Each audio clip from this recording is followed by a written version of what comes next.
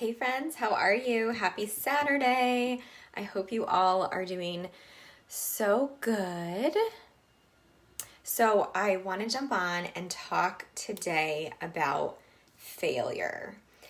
I love sharing successes and wins and being positive and sharing that feedback. But I think it's so important that we recognize that with all success and all things that we've accomplished in our lives, it's not a straight line. And there is a lot of frustration and discouragement and failure that we really have to go through to accomplish those goals. And so often I hear women tell me this, that they're so afraid to fail. I ask them this question, in their application and during our conversation before we work together of, what is your barrier really from feeling like you can be successful? And it's like, I'm so afraid to fail, right? So let me know if you can resonate with this. Give me a heart if this is something that you struggle with too, is feeling like you're only successful based on your achievements. That if you achieve XYZ, that is identified as success, and that's the only outcome that we're measuring. And this is very similar to weight, right? If we achieve X weight, then we're successful, but we're not identifying the behaviors and the actions and the challenges and all of those other things that we have to navigate to get to the outcome or the achievement that we're looking for. So I think there's a lot of anger around goals that we set with prioritizing ourselves because they failed in the past. And, think of how many diets that you've tried and you failed at them or feel like you failed at them because they were literally set up that way. You know that, right? These diets are created to be unrealistic and unsustainable and set you up for failure and frustration.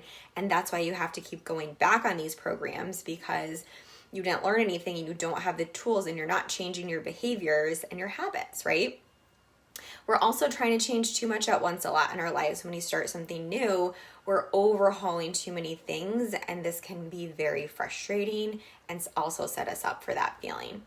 So society has also taught us that failure is bad. Like if you think back to maybe how you were brought up and what success looked like, if you didn't follow that path, maybe that means that you weren't good enough or that you didn't achieve what you were supposed to.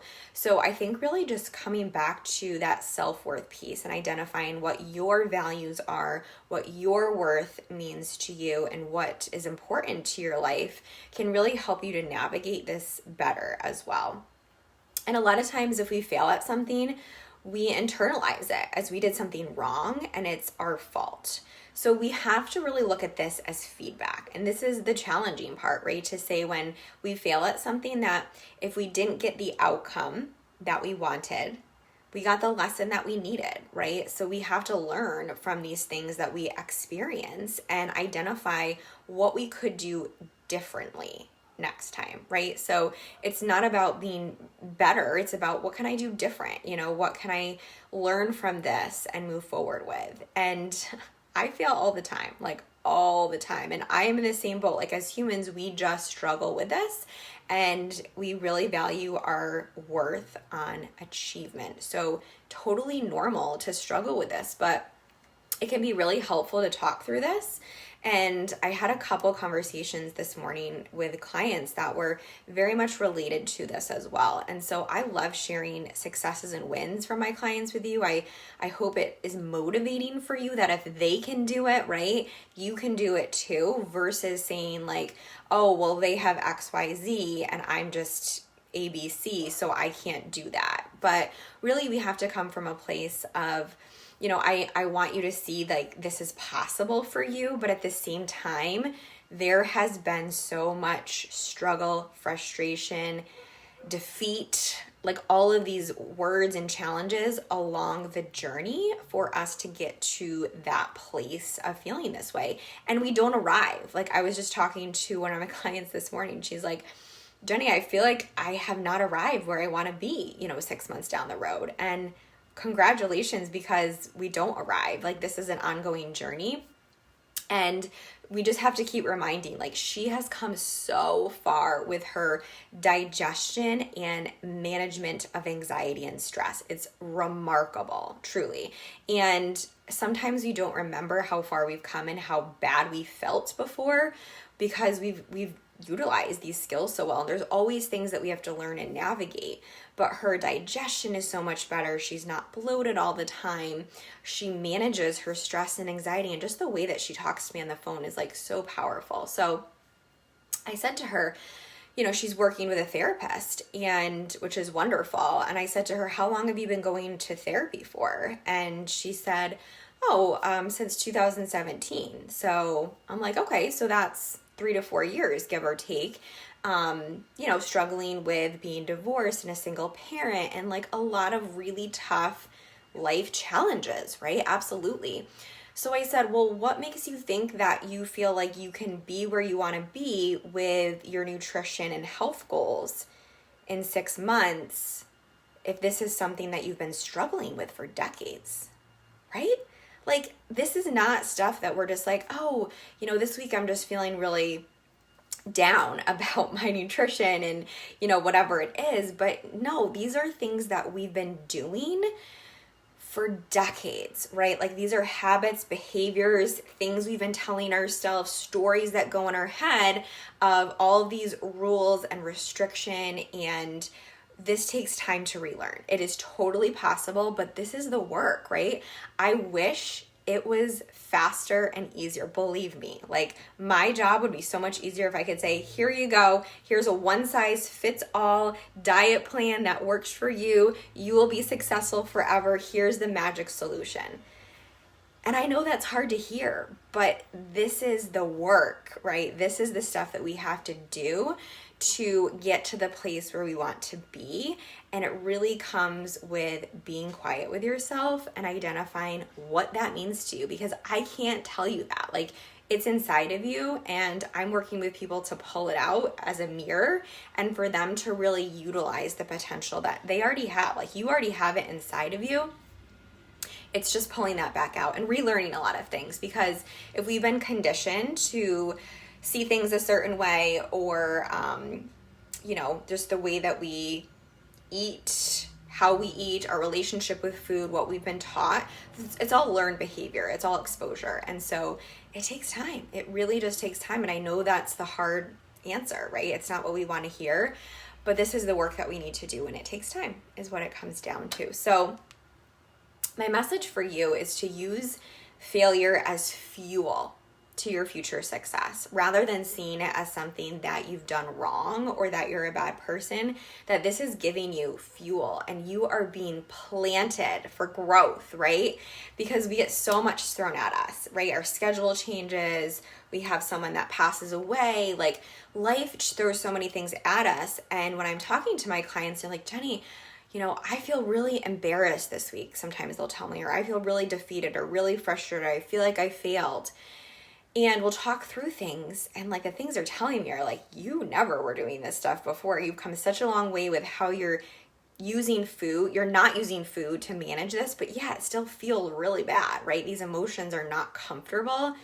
But once we can just, feel those things and move through them and talk through them and manage them, really manage them in different ways, we can process these feelings and we can move through them faster. So it's really hard to do this on your own. Like, that's why we all need support through this. But failure is really simply the opportunity to begin again, this time more intelligently. And that is a quote from Henry Ford. So again, I'll read that to you. Failure is simply the opportunity to begin again, this time more intelligently. And, we have those days, right? We overeat, we drink too much, we didn't get enough sleep, we didn't show up for ourselves in the way that we wanted to. We all do it, right? We're humans.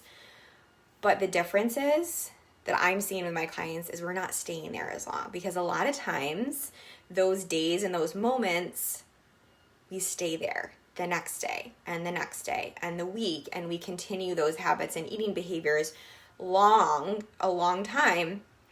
And this is what really is frustrating, because then we're just stuck there. So if we can work through these things, we don't stay there as long, right? We move through it faster. It's still hard. It's still uncomfortable, but it's so much better on the other side to be able to see that. So I just want to share that with you, that it's not all about the successes. It's not all about the achievement. It's not all about the outcome of like, yes, this is what I've achieved. It's about learning and pivoting and seeing failure as feedback. We all struggle. Like just last night, I was thinking, I made salmon for myself for dinner, 7:00 at night, so hungry. No one was home, but I'm like, okay, I'm going to make myself something to eat that's a balanced meal, so I don't just go eat a bag of popcorn, right?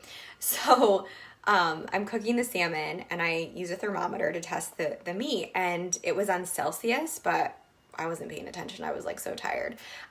So I temp it, and it's like reading like 60 degrees, and I'm like, that's weird. Like it should be done by now.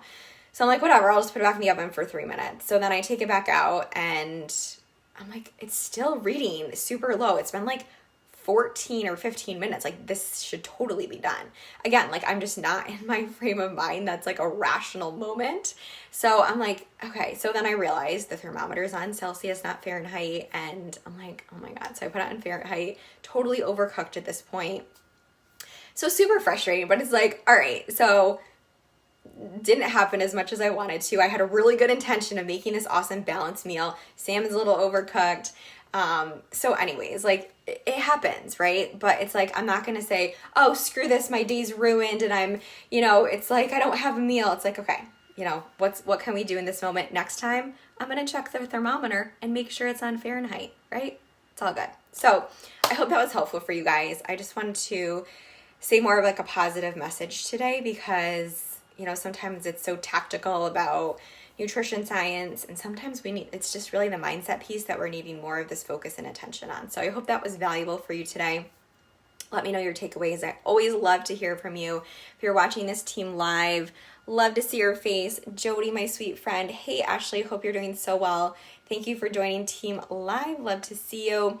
If you're joining team replay, let me know in the comment section. Love to say hi, and engage with you guys. So hope you're having a fabulous day. 70 degrees. I'm meeting a friend for a walk this afternoon. Super excited about that. And I'll see you guys soon.